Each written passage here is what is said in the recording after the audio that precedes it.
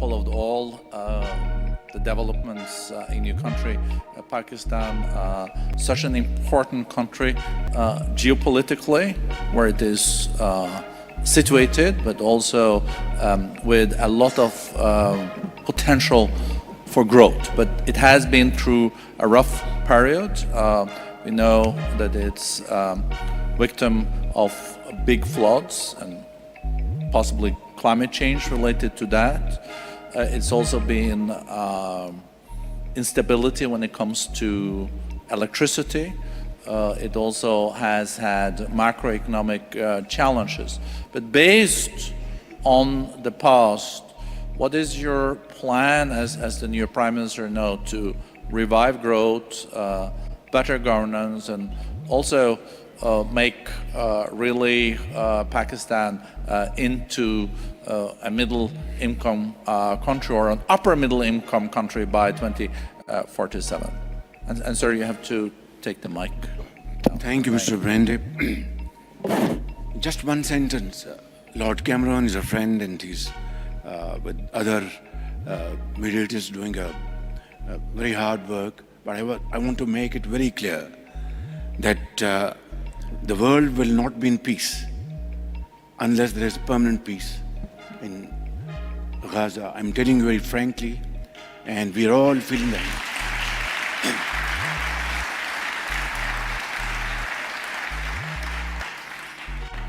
And as if it is not already enough, look at what has Ukraine brought to the world.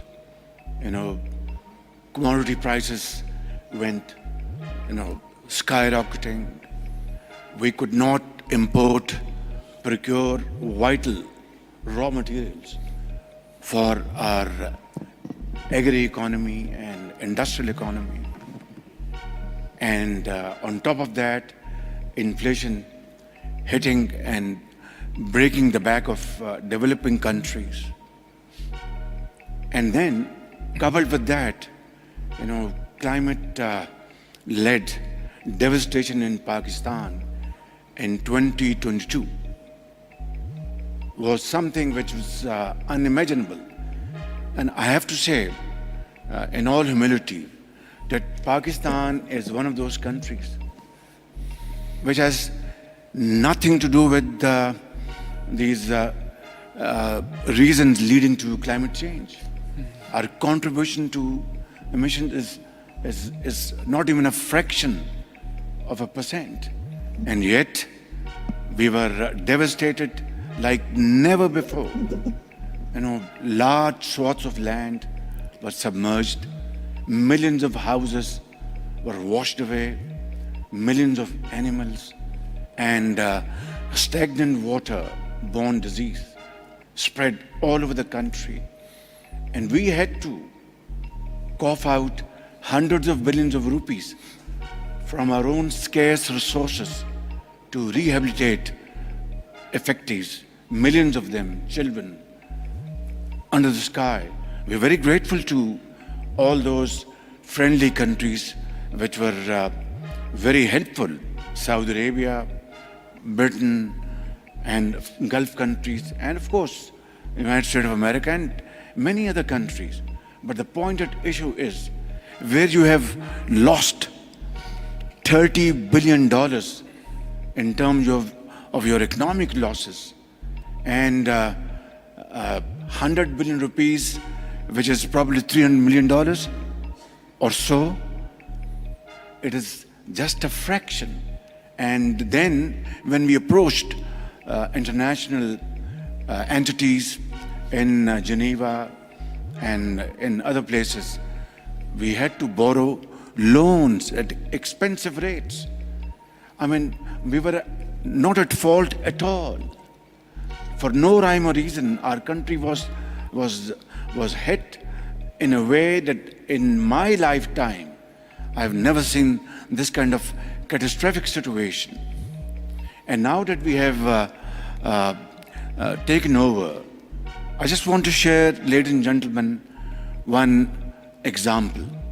My late father and his brothers were sons of a poor farmer in undivided India. And then they migrated to Pakistan before division of India in Lahore. Through dint of hard work and untiring efforts, in 1965, they raised the largest steel engineering company in Pakistan. And then on 2nd January 1972, it was nationalized. And there was nothing in their hand to be busy about. Yet, my father and his brothers never lost hope. And they stood up and accepted the challenge. And in the very same government regime, in 18 months, they raised 6 new small factories to avoid further nationalization. Goodness Bank was their banker. They said, come to England, we will give you a lot of opportunities. My father said, no, I was born here and will die here. Now, what is the moral of the story? That wherever there's a will, there's a way. So we are facing these problems, these challenges, but I think global North has to appreciate that global South will survive, then they will survive, and vice versa. We have taken over the reign of the country again after 8th of February this year, and I am now determined, in terms of the example I've just given you, to put things in order. Easier said than done. For example, our power sector is in shambles. I'm being very honest with you. Power theft in a massive fashion, and elitist culture, doles out and hands out being given to those who don't deserve it. Our revenue sector in tatters. What we receive annually, we lose at least 4 times that amount through leakages. And unless we plug these loopholes, we'll never be able to recover from these devastating impacts out of actions of our own, nobody else's. Let me be very clear. And then there is also a problem of inflation and debt trap. I call it death trap. Now, all this put together is a big challenge. I have to acknowledge from the core of my heart the support we have been given and received from Saudi leadership. I think a friend in need is a friend indeed, and we will never be able to repay back to them what they've done to Pakistan in difficult times. My friend, under his watch, DFID has been outstandingly supporting Pakistan in education and health. But the point at issue is that we have to stand on our own feet. And I know this is possible, difficult, but not impossible. And how? That is the point at issue. We are now going for massive reforms, deep-rooted structural reforms. It'll hit me as Prime Minister. Obviously, I have to provide leadership by example, ladies and gentlemen. Without that, nothing will happen. And then, of course, we have to go for austerity, meaningful austerity, just not for publicity.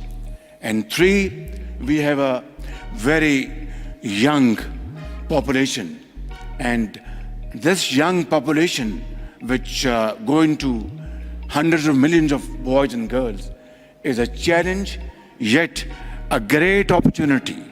So we have to provide them with modern tools and technologies, information technology, AI, and other vocational training, to provide them with opportunities to become self-earners, SMEs. And then here in Saudi Arabia, they should come here and open offices and contribute in nation-building efforts here. In Pakistan, promote our agriculture through modern techniques, and of course, providing the farmer with best seeds and fertilizer, and of course modern tools. My dear friends, ladies and gentlemen, it's a humongous task. It's not an easy task. We have to go for higher exports. For that, we have to have opportunities made available to our exporters. We are a country. We don't have oil. We have gas, but it is on the lower trend, depleting. We have our biggest asset, natural resources, mines and minerals, fertile land, and of course, this youth, which is the biggest asset for Pakistan.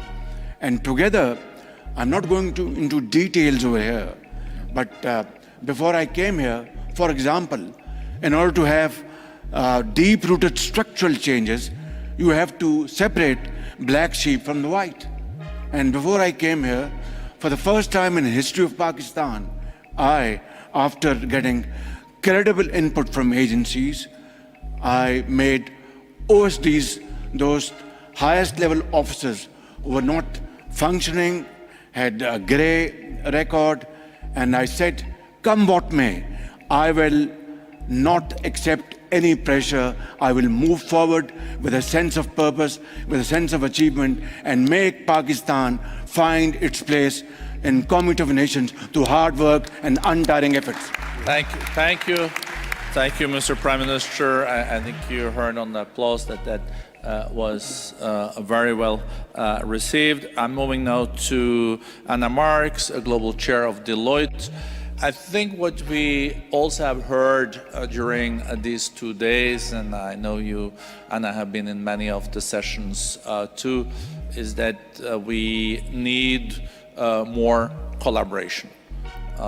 If we work against each other, it's not productive. And you're seeing this in business context all the time. How can we collaborate better to meet the targets we have set, being sustainability, being inclusion? So I know you have some thoughts on this. Thank you. And your mic. I think I would know after watching the previous two speakers and after dealing with remote working for quite some time during the pandemic.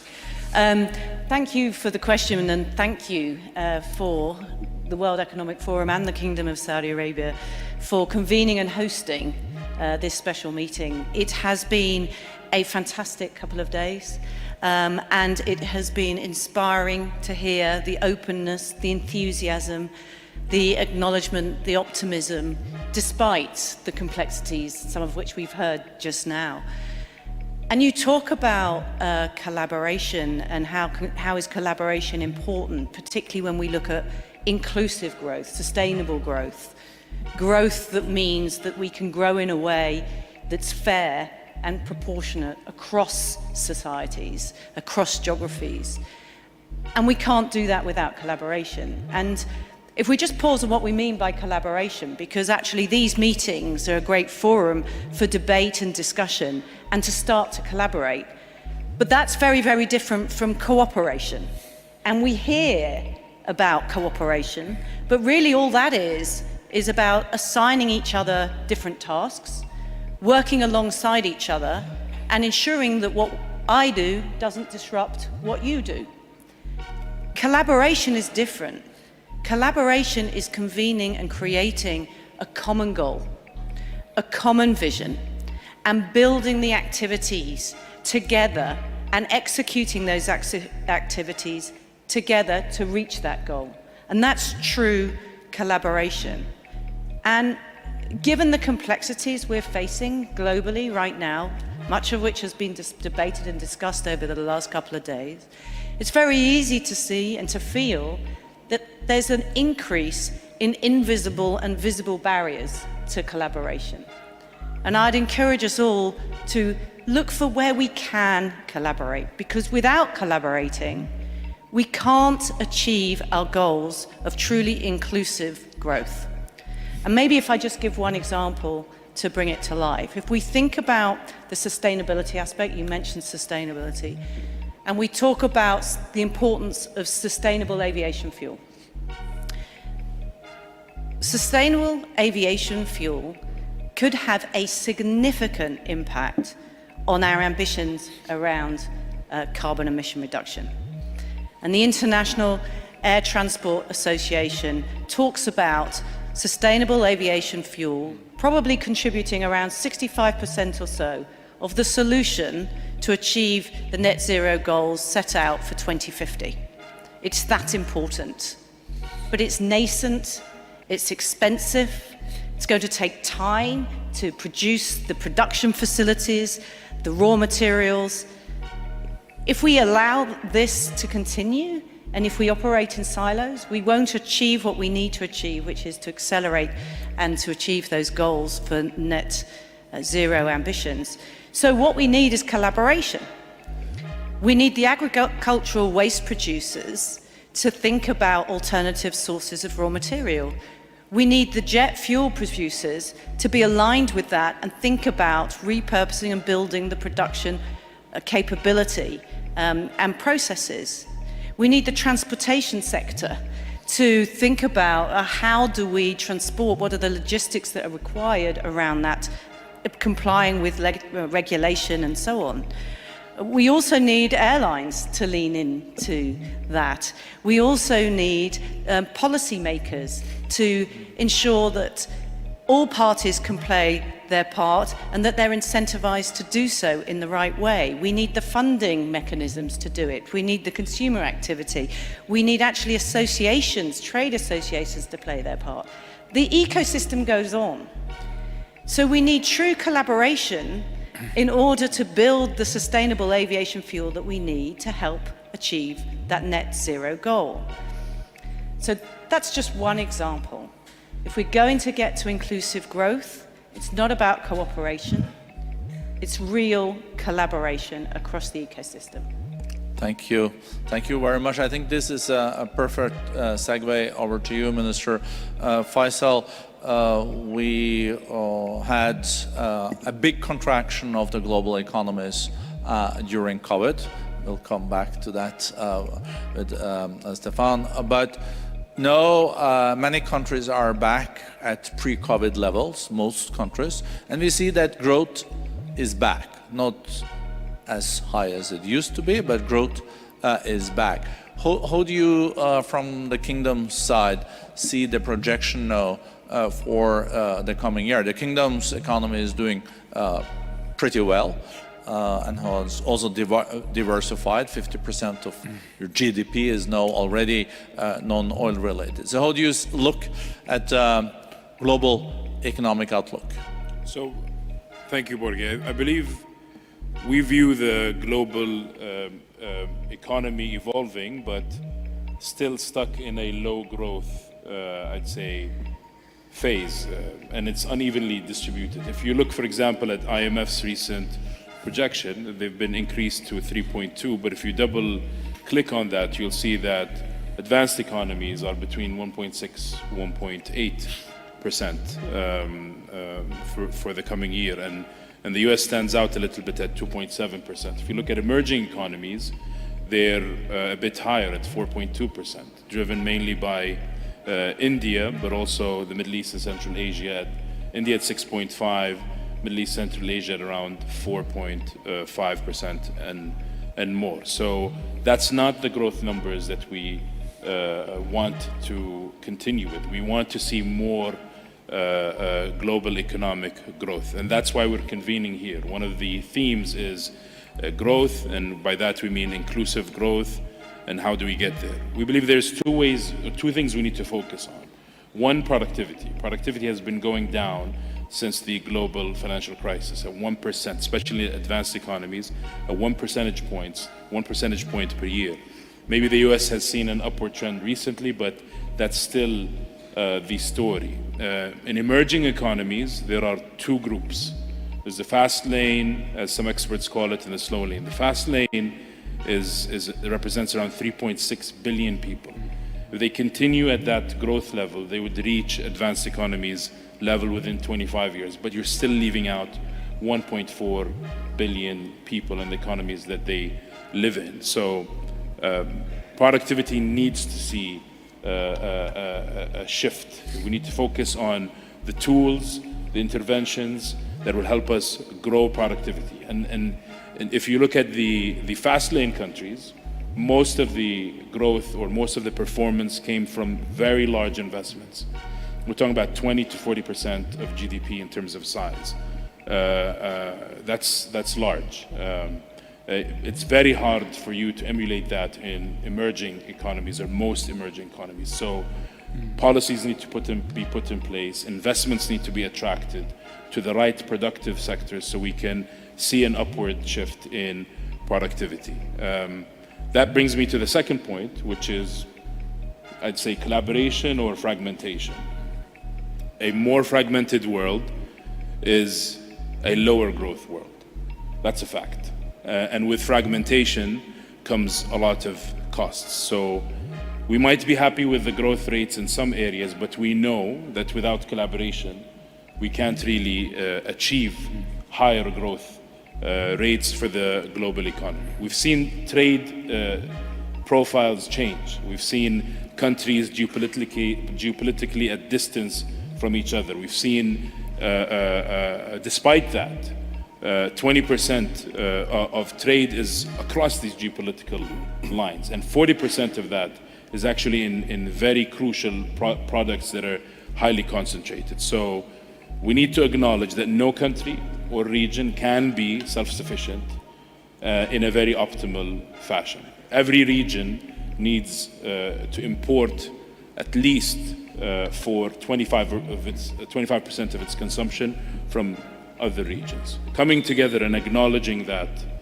fragmentation is not the best solution, and actually thinking about what Anna said in terms of collaboration, putting together solutions to some of the things that are pulling us apart. And as an example, the recent Middle East conflict and the need for us to find a solution for it is just an example. If we succeed in creating, just as an example, peace in the Middle East, finally, and a lasting peace, this will remove many of the headwind in front of global progress and global economic development. So we need to keep in mind productivity and fragmentation. Well, thank you. Thank you so much, Minister, and you're so right. There is no countries that are in war or conflict that have even met the Millennium Development Goals or the Sustainable Development Goals. A prerequisite is that you also have peace. I think that's such it's an incredibly important point. Coming to you, Stefan Bancel, Moderna, I think we all know what Moderna is. We had this question, was it Pfizer or Moderna? You got the last vaccine. I still think we remember that. The reason why I'm mentioning this is that during COVID, it was this pandemic, we've also reminded that health is not only a cost. It also makes sense to invest in health and preparedness. It is a good investment. The cost of inaction far exceeds the cost of action. Before we looked at, the costs are now increasing, maybe we can cut here or here. And how do you see, of course, not only to avoid future pandemics, but also how do you see, as a pharmaceutical company, that these can be investments and part of reviving growth? Sure. So thank you for having me today. Congratulations to the WEF and to the Kingdom for this great few days, for this special meeting. And it's really exciting to see the change in the Kingdom. I had the chance to come over the last 20 years and to see the dynamism, the optimism, and all the great things happening. Congratulations. So I think too many people, too many policymakers, too many business leaders took healthcare as granted. It was a given. If you take it at a very personal level, if I'm sick, I cannot be a good husband, I cannot be a good father, and also I cannot be a good colleague to my co-workers, and it's true for every one of us. And so health is not a given, and I believe health is never a given. And it's a bit like the environment. That's an analogy I would like to draw here, which I think is important. You know, my wife likes to say, bees don't send invoices. But if we don't have bees anymore, we're all going to be in big trouble. Trees don't send invoices. But if there's no more trees providing oxygen, we're not going to last very, very long. And so I think it's important that we always consider as leaders what is required to enable the prosperity of the people and then the growth that is necessary. Just look at long COVID, it is terrible. In the US so far, there's been 16 million people. 16 million people with long COVID, mostly young people in their 20s, their 30s, their 40s. You hear some stories, they are horrible. Somebody who used to be able to jog 5 kilometers a day can barely walk now because the lung damage, which is permanent, is very profound. And it's around the world, young people. 4 million Americans out of a job right now because of long COVID. Think about the impact it has on them as people, their families, and on the economy. Think about it as the impact on inflation, just having this talented labor pool not available to create value. You know, a lot of time we talk about healthcare, but I would like to propose that we actually talk about healthcare, but it's not healthcare that we are doing as a society. It's sick care. We are mostly taking care of people that are sick. And if you think about it, we have to really invest much more in prevention. What I think is really exciting today is we are every day learning more and more about how our body works. I believe we are just years away, not decades away, years away from understanding most of the functioning of a human body. That is a miracle in the history of humanity, us on the planet. For hundreds and thousands of years, we had no idea how the body was working. Until recently, we used to bleed people when they were sick, trying to help them, right? So think about the world where we can use that knowledge to help people not get sick. That's how we're going to really help a lot of people across the world, including people, of course, in low-income countries. And I think that's the solution. You know, too many times I talk with public health leaders, and as you say, we talk about vaccine and we talk about cost. Vaccine is one of the best, if not the best, return on invested healthcare dollar. So we should really think about how do we prevent people from getting sick. The world will be much better and all of us can enjoy a great life versus taking care of people who are already sick. I think that was a very important message, and I will not forget what you said, or your wife said about the bees are not sending invoices or the trees, but they're doing a very important job. And also, what we're doing today is sick care and not health care. How can we also do more preventive? I was hit by COVID thrice, but my lungs are fine. So I'm glad, but I thought that number of Americans with 16 million with long COVID, it was a staggering number. But we don't want to be at the end of the panel because I'm seeing the clock is really ticking up there. You can see it, but it tells us that we have to land. But I don't want to end on a negative note either. So I was thinking, Stefan, that I just read that Moderna is working on 3 new vaccines. I think they're at trial with the experimental vaccines against new viruses. I guess that's good. Yes, we're actually 28 that are in the clinic right now. Okay. Some will be approved as early as in the next few weeks. But the thing that excites me the most is what we're doing in cancer. We have amazing data in skin cancer. We are working with many regulators to get these to patients as soon as possible. And I think that because of the progress that the scientific community is making in the basic understanding of cancer, I believe, in our lifetime, we're going to see most cancer being able to be taken care of, which will be a wonderful, hope for humanity. Wow. As you know, for so many families, we have all been touched by cancer, to loved ones. And I think if we could live in a world where cancer is treatable and not a death sentence, that will be a big step forward for mankind. Yeah. Next decade or in 2 decades? I'm talking years. Again, I'm talking years, and I'm hoping that potentially as early as next year, we will have the first product on the market for cancer. Wow, that's really...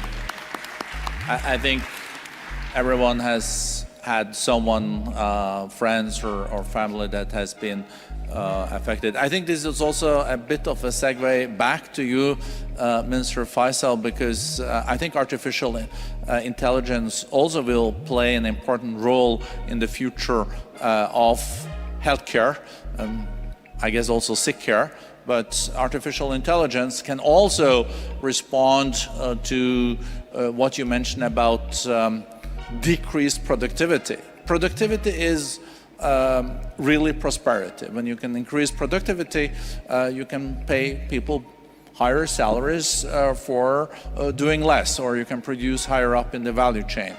I think you have an announcent on artificial intelligence to share with us today. Just as a backdrop, maybe, Borge, and to answer your previous question as well. Under Vision 2030, the Kingdom's economic evolution has been moving very robustly. Our non-oil growth, which is what we're very proud of, in 2022, when the Kingdom was the fastest G20 economy in growth, grew at 5.9%, and that momentum is still continuing till today. The IMF projects our non-oil growth to be 5% this year, 5.1% next year. So this is very important for us. We're because of our diversification by design, we're moving away from very productive sectors like oil and petrochems and financial services, which means there is a pressure on our productivity to decline. Since Vision 2030, that decline has slowed down.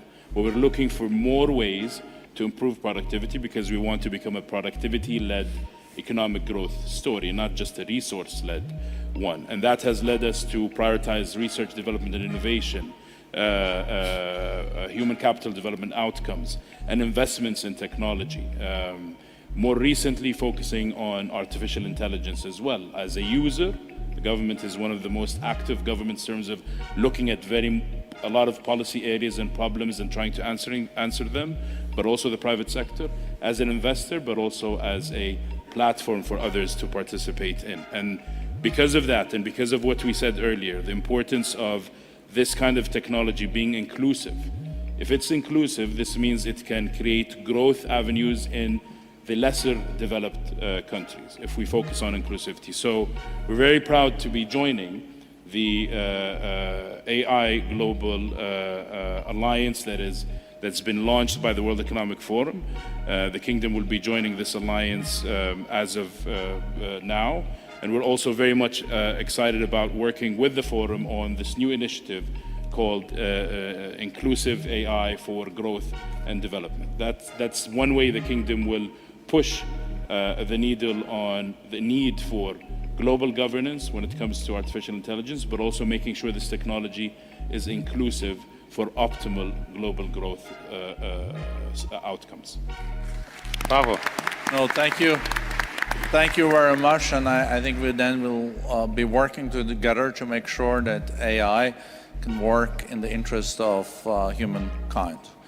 The World Economic Forum is a Swiss-based international organization, so I learned when I started at the forum that you have to be on time. It's the only place is in Switzerland if they start a meeting before the time. If you're arriving at 5 and the meeting was supposed to be at 5 and there were critical mass, they would just have started. And I see there is 0 time left there, but I also felt the panel was so good I would have liked to continue, but I learned from being a former speechwriter that you should end when people still want you to continue, because that's mainly not the case when it comes to politicians. You want them to land. So I think this panel has been a great panel.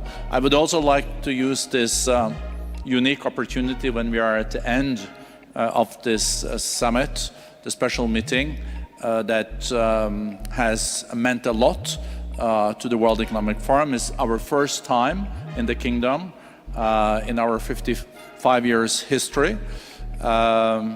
It's incredible the changes that are taking place here. Also the cooperation with the Kingdom, with Minister Faisal, but I see also many of the other ministers that we work so closely with, and also under the patronage of His Royal Highness the Crown Prince, has been incredible.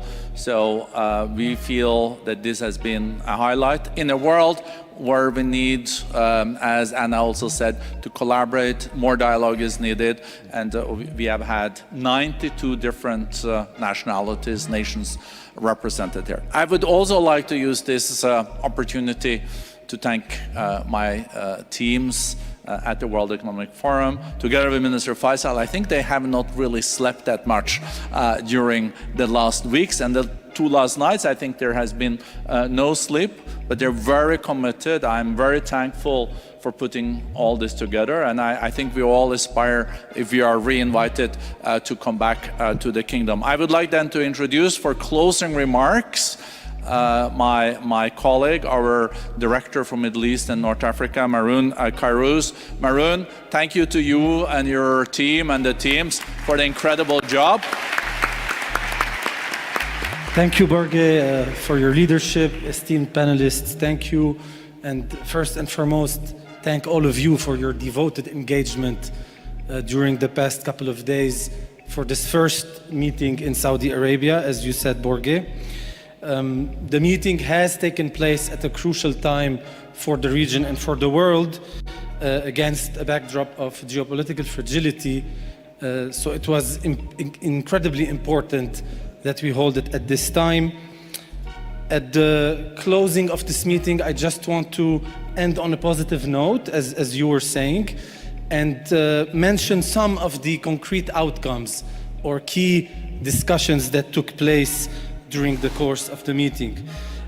First of all, we hosted important dialogues on the geopolitical situation in the region, to build trust between key regional and international actors and make progress towards peace against, again, a complicated geopolitical backdrop. Another example is we held similar dialogues with top government officials from key emerging economies, including Malaysia, Turkey, and Mexico, which are pivotal in the global supply chain on global supply chains in the current geo-economic landscape. In addition, Saudi Arabia and the Bill and Melinda Gates Foundation pledged to work together to help protect 370 million children annually from polio.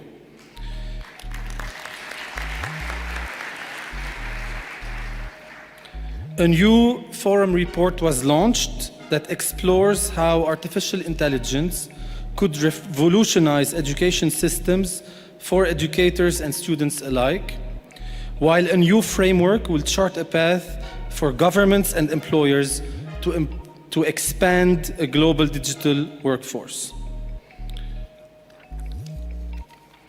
We signed an agreement, as in the World Economic Forum, signed an agreement with the Saudi Space Agency to launch a Center for the Fourth Industrial Revolution to ensure that the fast-growing space industry contributes to sustainable economic development. As was just announced by Minister Faisal, Saudi Arabia will join the forum's AI Governance Alliance on Inclusive AI for Growth and Development to identify challenges and solutions to global AI access.